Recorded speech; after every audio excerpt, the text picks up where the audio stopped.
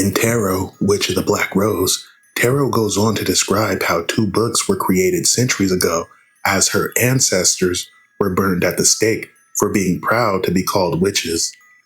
Now, one of those books was filled with spells of light and harmony, while the other was filled with spells of darkness and destruction. The books were given to the Witches of the Black Rose to hide from the world. The books remained safely unopened for centuries until now. One of the books was stolen by Raven Hex, the sister of Tarot. Raven is obsessed with punishing mankind for their crimes against witchcraft. She'll use the Book of Dark Magic and bring about her vision to vanquish all intolerant of witches. In Witches Hollow, Salem, Massachusetts, Tarot has consulted the tarot cards. All cards lead to an oncoming darkness, but she has seen one dark warrior standing in its midst, shrouded in heroics. She sets off to find this hero, for perhaps he can lead her to her sister. Tarots always live by the first law of witchcraft.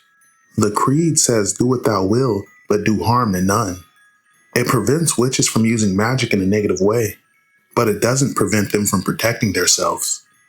Tarot dons witches' armor of braided magical symbols and pentacles upon its leather. The armor is adorned with crescent moons to invoke the protection of gods and goddesses. It's also enchanted with a small shield to abate curses. Tarot sets off to find her sister Raven Hex as she makes a vow that the witches of this world will not suffer another burning. October 29th, 11:32 p.m., downtown Salem. We see these 2 goons are smashing pumpkins and vandalizing property. As the property owner comes out the house, these 2 assholes retreat in a desperate attempt to save their own asses. As these 2 assholes evade the guy by hiding in the alley, they think to themselves that there's nothing scarier out than them 2. But what these 2 assholes weren't expecting was to be confronted by a big-ass flaming pumpkin skeleton-looking motherfucker. Meanwhile, Tarot dons the Sword of the Black Rose that was handed down by the goddess herself. As Tarot gets ready to set off on her journey, she's greeted by her mother, who asks her if she wants her to join them. But Tarot senses great danger, so she'd rather her mother stay here where it's safe. Tarot hugs her mother and sets off to find Raven Hex. Elsewhere, these 2 scary motherfuckers have been captured by these skeletal pumpkin motherfuckers. The pumpkins bring these 2 to Raven Hex. Her voice cuts through the darkness, seductive, deadly. The 2 men are transfixed by her presence. Her skeletal tattoos seem to slither and slide up and down her body. Conflicting emotions of terror and lust run through the 2 men. The 2 men attempt to apologize, but one is immediately kicked in the face as Raven tells him his only purpose now is to serve her. Raven Hex tasks these 2 men with a recovery mission. Salem Woods Cemetery, we see these 2 goons searching for a grave that Raven Hex sent them to find. Upon locating the grave, these 2 guys task a 3rd goon with digging the grave up. But elsewhere in the cemetery, a 2-headed ghost girl runs seeking John, yelling that they're stealing her body. As the 3 guys exhume the coffin, they're greeted by none other than John, who just so happens to be the guardian of this cemetery. John tells them to put the coffin back, but these 3 goons refuse. John proceeds to engage the 3 goons, kicking one to the ground.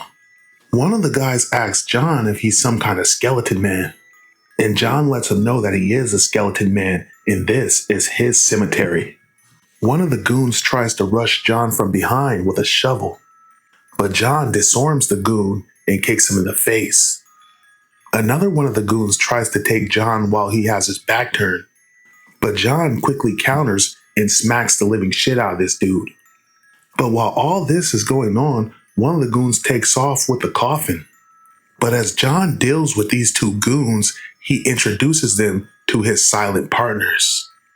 But the little ghost girl lets John know that one of the goons is getting away with the coffin. John proceeds to sick his ghost dog Wraith on the goon. Wraith tackles the fucker and mounts him, with the goon on the floor yelling, "Don't eat him." But John lets him know, play dead, he likes the dead. But if you move, he'll tear your ass to pieces. But John's trouble is not over yet, as John gets confronted by these skeletal pumpkin motherfuckers. But as John stands there trying to figure out how he's going to deal with these pumpkins, a witch of the Black Rose makes the scene and proceeds to engage the skeletal pumpkins. This is the witch Tarot, and John's gaze can't help but linger on her bewitching beauty. Tarot proceeds to make quick work of several of the skeletal pumpkins before one of the pumpkins manages to grab her. But luckily for Tarot, John's able to grab the pumpkin and then proceeds to punch the damn thing into oblivion. But as John deals with the pumpkin, he's grabbed from behind and subsequently immobilized. Mystical words slip through Tarot's crimson lips.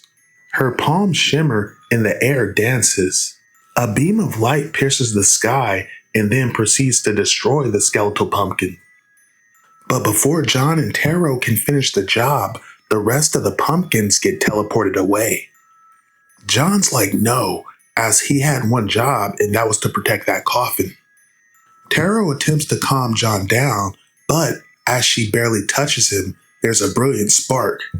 A wave of timeless passion and tangible magic washes over the enchanted pair, their minds blending to the form of a single shared image. This vision will haunt their very souls. Now John is like, what the fuck? And Tarot is like, oh God. But Tarot convinces John it was nothing and their primary objective right now needs to be to find Raven Hex. John agrees and the two set out to find Raven and prepare for the challenges that come with that.